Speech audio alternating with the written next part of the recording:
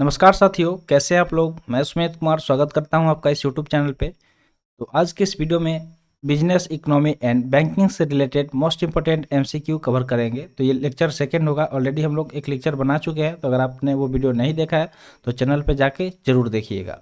तो अगर आप किसी भी कम्पिटेटिव एग्जाम का प्रिपरेशन करते हैं like NDA, CDS, AFCAT, SSC, UPSC, तो वीडियो लास्ट तक जरूर देखिएगा। चलिए वीडियो को शुरू करते हैं। जल्दी से लाइक कर दीजिए और चैनल पर नया है तो जल्दी से चैनल को सब्सक्राइब कर लीजिए। चलिए देखते हैं। ऑलरेडी हम लोग 10 क्वेश्चन कवर कर चुके हैं इस टॉपिक से, तो आगे हम लोग कंटिन्यू करते हैं। नेक्स्ट अगला क्वेश्चन है कि from which year the IFRS 17 financial reporting standard become effective. तो यहाँ पे पूछा जा रहा है कि कौन से साल से जो IFRS 17 है फाइनेंशियल रिपोर्टिंग स्टैंडर्ड, इसको इफेक्टिव बनाया गया, यानी कि इफेक्ट में लाया गया। उस ईयर के बारे में पूछा जा रहा है कि किस साल से ऐसा हुआ था।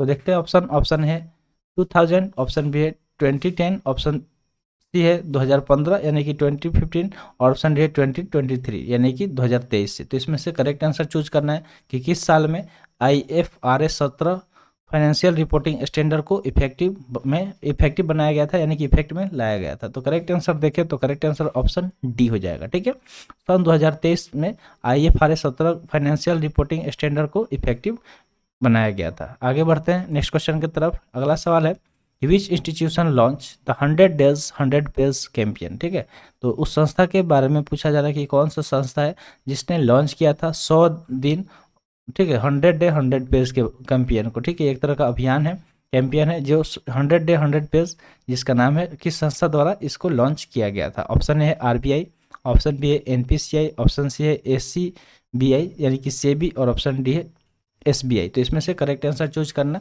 अगर आंसर से पहले हम लोग एक चीज़ हम आपसे पूछ लेते हैं कि जो सेबी होता है, ठीक है, सेबी, इसका फुल फॉर्म क्या होता है, इसका फुल फॉर्म क्या होता है। देखते हैं कौन कौन से स्टूडेंट हैं जिन्हें इसका फुल फॉर्म पता है। तो कमेंट सेक्शन में जरूर बताइएगा कि सेबी का फुल फॉर्म क्या होता है। चलिए हम लोग बात करते हैं 100 डेज 100 पे कैंपेन के बारे में।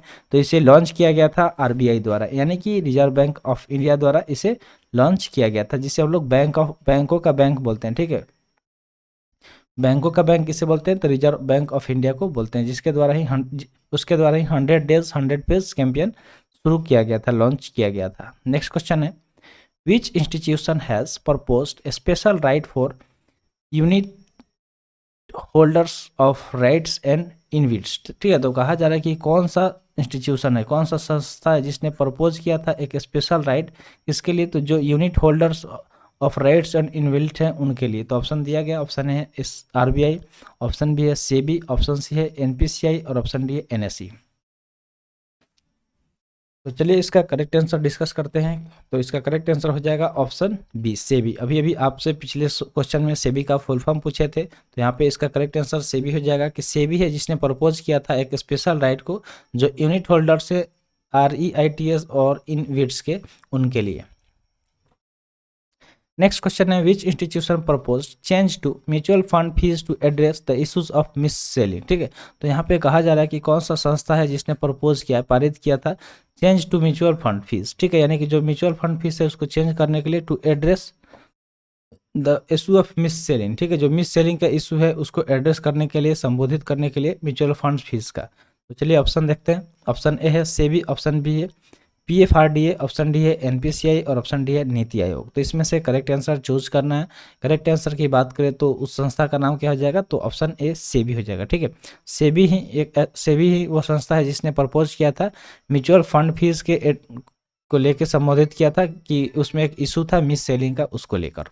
नेक्स्ट क्वेश्चन है कि which institution propose change to the definition of unpublished price sensitive information. ठीक है, तो कहा जा रहा है कि कौन सा संस्था है, इंस्टीट्यूशन है जिसने प्रपोज किया था, ठीक है, प्रस्तावित किया था ताकि चेंज किया जा सके definition of unpublished price sensitive information को। ठीक है, तो UPSI है जिसका फुल फॉर्म क्या होता है, unpublished price sensitive information.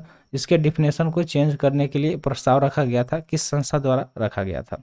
Option A है RBI, ऑप्शन बी है सेबी, ऑप्शन सी है NPCI, और ऑप्शन डी है नीति आयोग।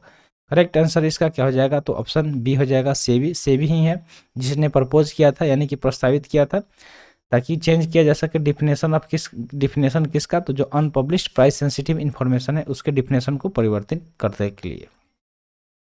चलते हैं आगे अगले सवाल की तरफ। अगला सवाल है, एज पर NSO data what is India's GDP growth in the January to March 2023 quarter. तो कहा जा रहा है कि जो एनएसओ डेटा है उसके अनुसार यहाँ पे पूछा जा रहा है कि इंडिया का जो जीडीपी ग्रोथ है जनवरी से लेकर मार्च तक 2023 क्वार्टर में वो कितना था।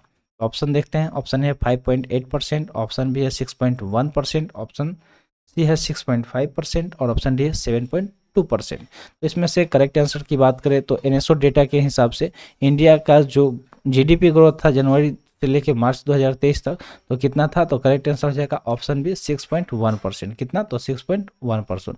ऐसा किसके द्वारा बताया गया, तो एनएसओ डेटा के हिसाब से। किसके हिसाब से, तो एनएसओ डेटा के हिसाब से बताया गया।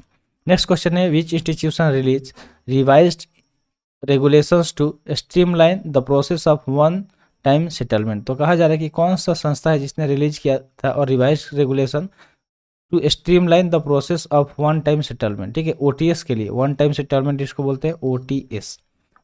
तो इसके लिए किस संस्था द्वारा रिवाइज रेगुलेशन को पारित किया गया था। ठीक है, ये पूछा गया, जारी किया गया था। तो चलिए ऑप्शन देखते हैं। ऑप्शन है ministry of finance, option B है आरबीआई, ऑप्शन सी है आईबीए और ऑप्शन डी है सेबी।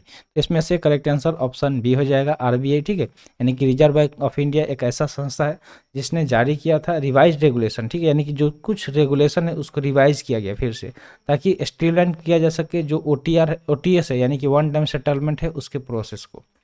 नेक्स्ट क्वेश्चन है स्कोर्स। ठीक है, SCORES is the grievance redressing platform of which institution. तो जो यहाँ पे स्कोर्स के बारे में बात हो रहा है, जो क्या है एक ग्रीवियंस रिड्रेसिंग प्लेटफॉर्म है। तो किस संस्था का ये ग्रीवियंस रिड्रेसिंग प्लेटफॉर्म है, ये पूछा जा रहा है। किसके बारे में, तो स्कोर्स के बारे में। चलिए ऑप्शन देखते हैं। ऑप्शन ए है आरबीआई, बी है सेबी, ऑप्शन सी है आईआरडीएआई और ऑप्शन डी है पीएफडीआरए। तो करेक्ट आंसर अगर देखें इनमें से करेक्ट आंसर क्या होगा, तो ऑप्शन बी हो जाएगा सेबी। ठीक है, जो सेबी है, सेबी का फुल फॉर्म क्या होता है, security exchange board of India, उसका ही ग्रीवियंस रिड्रेसिंग प्लेटफॉर्म है स्कोर्स। ठीक है, तो स्कोर्स के बारे में याद रखना है कि ये सेबी का क्या है, ग्रीवियंस रिड्रेसिंग प्लेटफॉर्म है।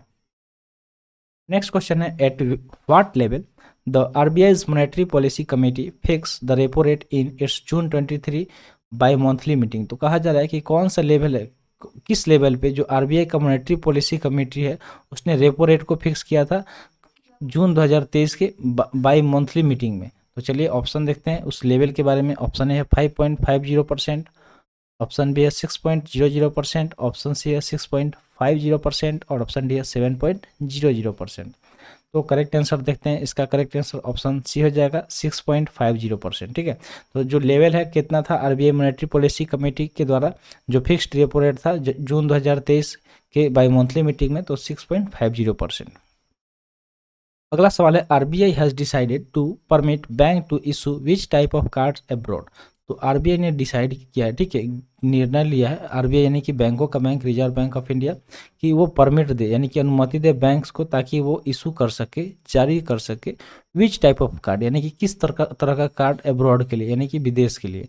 तो ऑप्शन ए है RuPay prepaid forex card, option B है gold denominated card, option C है एसजीबी कार्ड्स और ऑप्शन डी है रुपे पेट्रो कार्ड्स। तो इसमें से करेक्ट आंसर देखें कि आरबीआई द्वारा डिसाइड किया गया ताकि वो बैंक को परमिट कर सके, अनुमति दे सके किस प्रकार के कार्ड को इशू करने के लिए अब्रॉड के लिए। तो करेक्ट आंसर ऑप्शन ए हो जाएगा रुपे प्रीपेड फॉरेक्स कार्ड। ठीक है, रुपे प्रीपेड फॉरेक्स कार्ड के लिए। आप देख रहे होंगे कि अगर आप फ़ोन पे, गूगल पे या फिर यूपीआई यूज़ करते हैं, तो अब अगर आपके पास रुपे है, ठीक है, क्या है, रुपे कार्ड है, तो रुपे कार्ड है तो रुपे के कार्ड के को आप यूपीआई में यूज कर सकते हैं। ठीक है, यूपीआई में यूज कर सकते हैं विदाउट गिविंग एनी टैक्स। चलिए आगे, तो आज के लिए इतना ही। आज का सेशन यहीं पर समाप्त हुआ। सेशन कैसा लगा कमेंट सेशन में जरूर बताइएगा। तो मिलते हैं फिर अगले वीडियो में। Thanks for watching. जय हिंद।